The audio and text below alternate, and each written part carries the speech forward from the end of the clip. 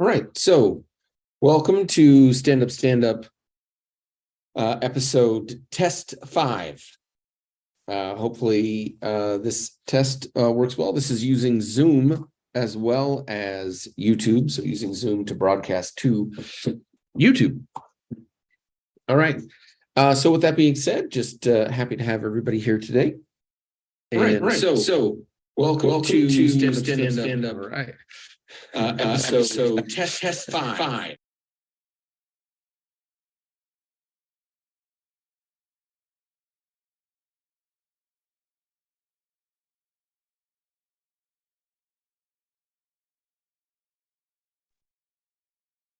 Okay, so learning item there is to not attempt to watch your broadcast while you are broadcasting, lest you get all the audio from your broadcast 2 minutes later or 20 seconds later or whatever, and obviously plays over the top of it. So interesting. So I'm watching the broadcast in studio, and I am watching the broadcast live on YouTube. So let's see if I go 1, 2, 3. Let's see how long till we actually see. I see Tim is on. There you go. 2, 3.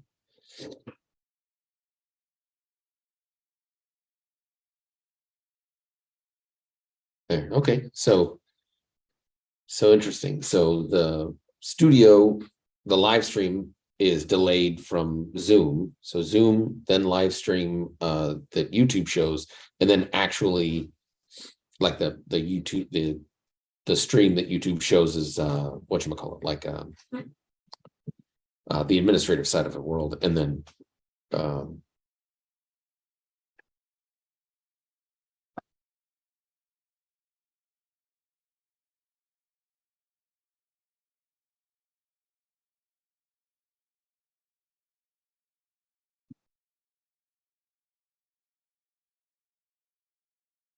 oh, I see. Okay, so trying to see if we get Tim in here. I got a stream's current bitrate is lower than recommended bitrate. Okay, so I need to work on my internet connection. I bet we'll have to see. But I'm also streaming 3 different things right now, so I wouldn't normally be doing that, I don't think. So we'll see if Tim is able to join, and hopefully I'm on the right. I set up 2 of these meetings today just to, as I was testing, and hopefully he's able to join the one that I am currently on. I wonder if can I send an invite from this? Stop live stream, whiteboards, apps, reactions. No, captions, record. We probably want to record these. Although I don't know if YouTube. Hey, there's Tim Stevens right there.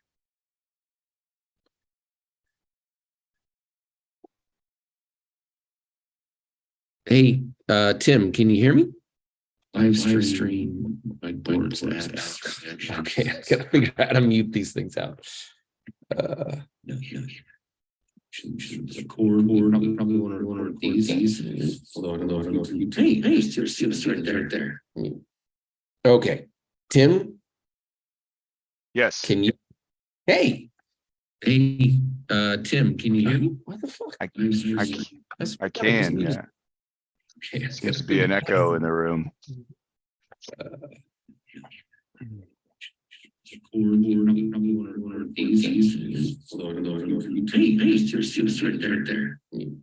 Okay, Tim, is it you that's echoing?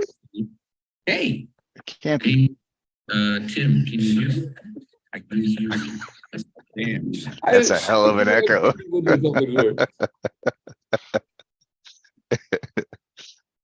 We're in the valley for sure.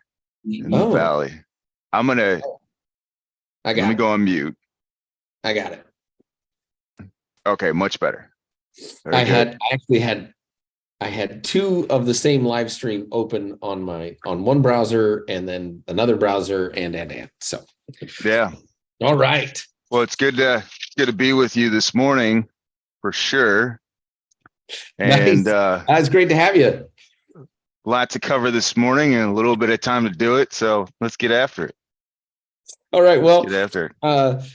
Did want to talk today about the first principles associated with imposter syndrome, as imposter syndrome is very common in the IT industry, with people that feel like essentially my achievements, anything that I achieve is not my own, it's due to luck, other factors, etc. And because of that, when they do achieve things, they don't take it in, but when they fail, they put all that on themselves as it must be because they suck. And that makes you feel like you're a fraud, or you're worried about being exposed as a fraud. Now, as we've started this whole process, or as we, start doing comedy, and you kind of start, honestly, as soon as you start trying to do comedy, I think there is a lot of value in that first time you stand up in front of an audience and you tell a joke that you wrote and you get a laugh. And whether that audience is, 5 people, it kind of feels like it kind of needs to be strangers, because, friends, I don't know, from a personal standpoint, I always felt like I was maybe, I guess I would say maybe they were just going to laugh because, right? Family, same thing. Like they're just going to laugh because, although I don't believe that to be true. I think people laugh because it's funny. You just know them better, so you know how to make them laugh, but they still are laughing because they're funny. But it doesn't matter. Anyways, what I'm saying is, first time you step up in front of an audience, it's you, the mic, and it doesn't matter who's in the audience, just somebody not, not your best friend. You tell a joke and make them laugh, and it's a joke you wrote. There's no way, it almost like short circuits the imposter syndrome concept, because it's you, right? Like they laughed, you wrote it, you told it. There's no, it's almost like a hack to proving to yourself that you're not an imposter, at least when it comes to that moment, right? And that does help then build confidence in yourself. And one of the reasons that I think this really works, and the reason that I think comedy is such a useful tool in this regard, is because you can actually prove to yourself that you're not just full of shit, that you actually are funny, or you actually are able to make other people laugh. Absolutely. Yeah, it's something about the idea of, you as an individual, you work very hard to get where you're at, and you at times you catch yourself thinking that, am I a phony? Am I really who I've worked to become, right? In a sense.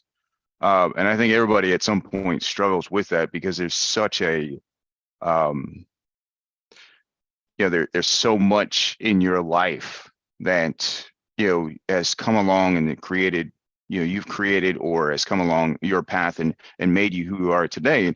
And that could be a struggle as to, it's hard to believe that I'm at where I'm at, and it's hard to believe that, especially in IT, especially the fact that we're compensated very well for what we do. But then again, we're expected to build things that most people can't even conceptualize. They can't even touch, right? So, I mean, to get on the stage and to deliver content and to communicate a thought and to inject comedy in that and get a response, knowing that you created that, you didn't steal it from someone, that does absolutely strike down that feeling of phoniness of, this is me, right? I didn't read this out of a Cisco book or a Microsoft book and then go and apply it and build something or fix something. I wrote an idea, a thought, a concept on a piece of paper, packaged it up just the right way to get some laughter, and delivered it. And it didn't come from anywhere, right? That feeling of fulfillment, I can tell you, for myself, our first show, stepping off that stage, and I could feel it across the rest of the comedians, that level of fulfillment. And not so much of, not so much the response from the crowd, but the fact that all the work that I put in and all the time that I dedicated, and I didn't take that from somebody. I didn't read that in a book, right? Granted, I got feedback from you and Deanne, which was great, right? And listening to the other comedians, but I created something from nothing, and I was able to get a response from people, and that's beautiful. I mean, that is, Yeah. it's so profound. Yeah. And I think, just to kind of close on this topic, and then we'll get to any, we'll get to the stand-up part of the call here, where we go around robin and ask anybody if they've got anything funny to talk about. I'll close with saying, in IT, we are, you made a great point. We are, everything we work on is almost theoretical, certainly just logical. There's almost no physical part of it. And, obviously some people in IT are working on the physical boxes, et cetera, but 99% of the work being done out there is not physical. And you can't really point to anything, or even like show your family, oh, look at what I did. Check this out. This is a neat thing that I did, right? Like it just doesn't, there's no, almost no way to get a sense of ownership at times. And I think that adds to that feeling that we have of imposter syndrome, where, not only am I struggling to feel confident in what I have done, but I can't show anybody and have them go, oh man, that's really super cool. Especially the people that are closest to you. The comedy side of it flips that completely, right? You stand up in front of 3 people and say, I did comedy. And everyone you say that to goes, what? Let me see it. I got to check it out. That's awesome. And it's a whole different feel, whole different sense, and that sort of deal. So anyways, that's the 5 minutes today on imposter syndrome. Let's go to the stand-up part of today and ask, hey, does anybody here, Tim, have anything funny that you thought of yesterday, anything funny that you're working on today, and any personal blockers that you might have?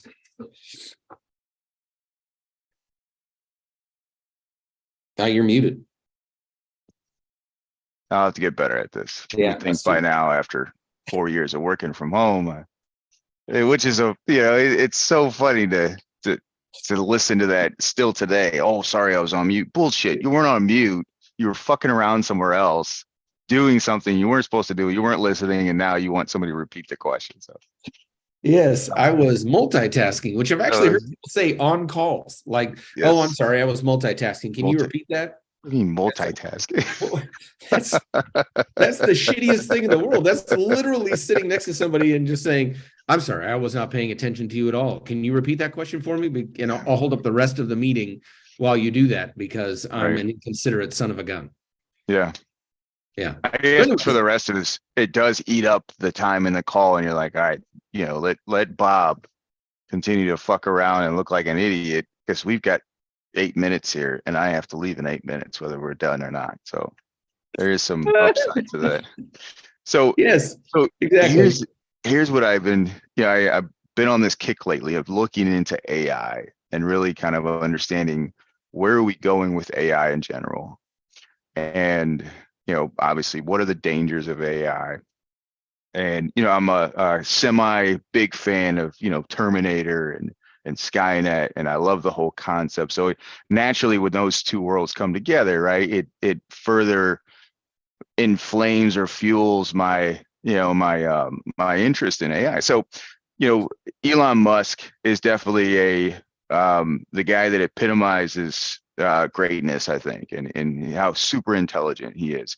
And most don't know this or understand, but he was he played a critical role in the creation and the inception or conception of OpenAI, ChatGPT. Him and Larry Page, the former CEO of Google, co-founder of Google. So what's interesting and also very scary at the same time is Elon Musk is not a huge fan of where AI is going and how fast it's getting there. In that he's arguably the most smartest man on the planet. And he's saying today, he said in an interview with Tucker Carlson the other day that, we should have more government oversight over AI because of the dangers. And the Tucker's response was, what are the dangers? And it's not a situation where Skynet is going to become a reality. It's not going to be a Terminator 2, because AI will remain in a data center or data centers, and that's where they'll manifest from. But the dangers, in his eyes, is the fact that mankind will progressively get dumber as AI gets smarter, because we will look to AI to do our day-to-day stuff, right? Writing papers, creating scripts for programming, right? Which all of those things that we do are for a reason. And that is, the more we exercise our mind, the smarter we become, the better, the more perspective we have, the more analytic we have, we're able to solve problems. But if we're looking to something in a silicone form that solve our problems, we will progressively, generations as they come, we will get dumber and dumber. And then we won't be the smartest entity on this planet. It'll be AI. So, and then AI will begin to protect itself and eventually control currency and economics and nuclear power plants as well, or nuclear warheads. So I think if the smartest guy in the world is telling us that, we probably need to listen. Now, I took it a step further, and I was looking at it, right, just because I think this is great.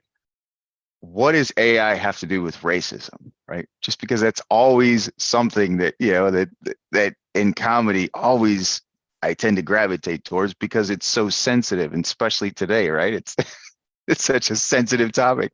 So I read a article that came out of an Australian university, and that in the healthcare industry, United Health specifically, in some fashion or some capacity, sits behind and supports about 200 million US citizens. Like they're involved in the health system to some capacity. 200 million people, which is, there's 380 million people, 320 million people in this country.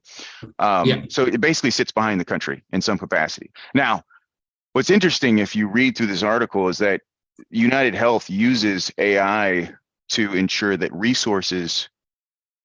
medical resources are channeled towards more lucrative beneficiaries, certain races, certain economic statuses, right? So basically, the medical industry shuttles and channels the best resources to the societies and communities where the money's at, and which wouldn't be predominantly the Black communities, right? So my message to all you Black folks out there, another reason why you should stand behind Elon Musk. But it's going back to AI, it is definitely something that is part of our world today. I mean, you look at the organization that we work for, they've become, just in the last 3 months, obsessed with it. That's all you hear. I mean, people are using it, and I don't mention it in my house solely because if my teenagers get wind of it, if they haven't already, that's how their papers are getting written. Why wouldn't they, right? Which is going to feed into, Musk's thoughts and theory about where we're going and how we're going to get there, and what wrong looks like. So, but interesting, scary at the same time, for sure. Yeah, I kind of figure, I don't know. I think so I'm a big Elon Musk fan, but I will tell you, it frightens me a little bit that he said, I think we should take a pause on AI. He says, I think we should all governments should say, we've got to stop and pause AI development for a year. And then about a week later, he's like, by the way, I'm creating my own AI tool. He bought 1,000 GPUs or some crap like that. And he's also, if you think about it, he's drilling holes in the earth while he's also trying to figure out how to escape from the earth.